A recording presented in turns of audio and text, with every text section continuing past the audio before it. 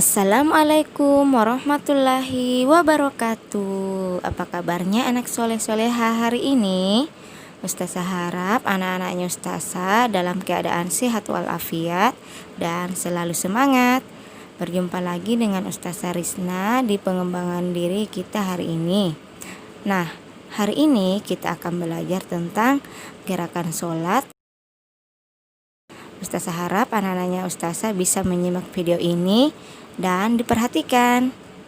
Oke, baik, sebelum kita memasuki materi kita, Ustazah mau menyampaikan dulu apa tujuan pembelajaran kita hari ini. Baik, tujuan pembelajaran kita ada dua ya. Yang pertama, murid dapat mengetahui gerakan sholat yang benar. Yang kedua, murid dapat mempraktekkan gerakan sholat yang benar. Jadi hari ini anak-anaknya Ustazah akan belajar gerakan sholat yang baik dan benar ya, supaya sholat kita nanti lebih sempurna. Oke, selanjutnya apa manfaatnya kita mempelajari materi ini? Apa manfaat bagiku? Setelah mempelajari materi ini, murid dapat melakukan gerakan sholat yang benar saat melaksanakan sholat dalam kehidupan sehari-hari. Keywordnya adalah gerakan sholat yang meliputi takbiratul ihram, ruku, ihtidal, sujud, duduk di antara dua sujud, tahiyat awal, tahiyat akhir, dan salam. Nah, itulah keyword kita hari ini. Selanjutnya kita akan masuk ke materi. Tapi sebelumnya Ustazah mau ingatkan kembali, apa itu sholat? Ada yang tahu apa artinya sholat? Oke, kita ingat sama-sama ya. Pengertian sholat menurut dalam bahasa Indonesia adalah doa, sedangkan pengertian sholat menurut istilah adalah suatu amal perbuatan yang memiliki syarat dan rukun yang dimulai dari takbiratul ihram hingga salam. Gerakan-gerakan ini pula tidak boleh sembarangan ya anak soleh-soleha. Ada contoh yang telah diberikan oleh Nabi kita Rasulullah SAW sebagai syarat sah dalam sholat kita. Nah, kita simak sama-sama ya gerakan-gerakan itu. Gerakan yang pertama adalah takbiratul ihram. Dalam hadis disebutkan Rasulullah SAW mengangkat tangannya sejajar dengan kedua bahunya dan terkadang sampai kedua telinganya. Saat mengangkat kedua tangan, telapak tangan harus dibuka, namun telapak tangan tidak boleh terlalu rapat ataupun terlalu lebar. Sesudah takbiratul ihram, kedua tangan lalu disedekapkan di bagian dada. Kemudian membaca doa iftitah, Allahumma ba'id baini wa baina khotoyaya kama ba'atta bainal masyriqi wal maghrib. Allahumma nakkini min khotoyaya kama yunaqqat saubul abyadu minad danas. Allahumma silni min khotoyaya bil ma'i wassalji wal barod.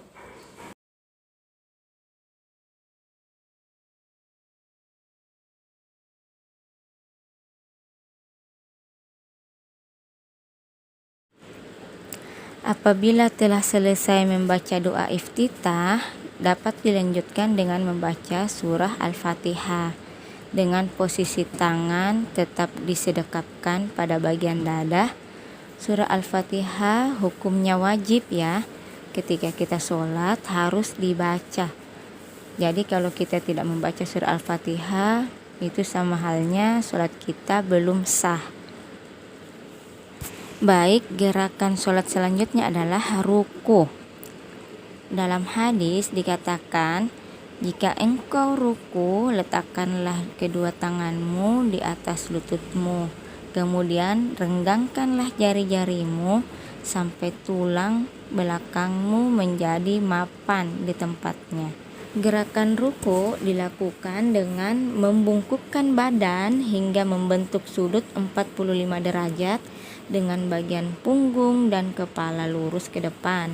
Tangan di lutut dengan jari-jari direnggangkan, siku juga sedikit direnggangkan. Seperti contoh gambar berikut, diperhatikan ya. Nah, gerakan sholat berikutnya adalah i'tidal. Nah, selesainya ruku, gerakan sholat berikutnya adalah i'tidal, dengan kembali berdiri tegak sempurna sambil mengangkat kedua tangan setinggi telinga atau sejajar dengan dada. Saat bangkit dari ruku, dianjurkan membaca tasmi' atau bacaan Sami'allahu liman hamidah, Rabbana walakal hamdu hamdan katsiron thayyiban mubarakan fi. Gerakan ini dilakukan sebagai tanda pemisah antara ruku dan sujud. Nah, setelah i'tidal kita lanjut ke gerakan sujud. Oke, perhatikan gambarnya. Dalam hadis dikatakan jika hendak sujud, Nabi SAW mengucapkan takbir dan beliau SAW merenggangkan tangannya dari lambungnya lalu bersujud. Hadis yang lainnya, Rasulullah SAW bersabda, apabila seorang hamba bersujud, hendaklah menyertakan 7 anggota badan, wajah, hidung, dan dahi, kedua telapak tangan, kedua lutut, dan ujung kedua telapak kaki. Nah, bisa dilihat pada gambar di samping. Ketika sedang sujud, 7 anggota badan itu menyentuh sajadah ya, atau menyentuh lantai, dan kaki yang di belakang itu dirapatkan. Seperti itu ya anak soleh-solehah. Selanjutnya kita ke gerakan duduk di antara 2 sujud. Bisa dilihat gambarnya. Dalam sebuah hadis, Rasulullah mengangkat kepalanya dari sujud seraya mengucap takbir, kemudian tumak ninah dan membentangkan kaki kiri dan duduk di atas telapaknya dengan tenang. Artinya kaki kirinya ini diduduki dan kaki kanannya dikasih tegak ya. Dalam hadis yang lainnya, Rasulullah SAW ketika duduk dalam sholat, beliau menghamparkan telapak kaki kirinya dan menegakkan telapak kaki kanannya. Ya, seperti gambar di samping ya.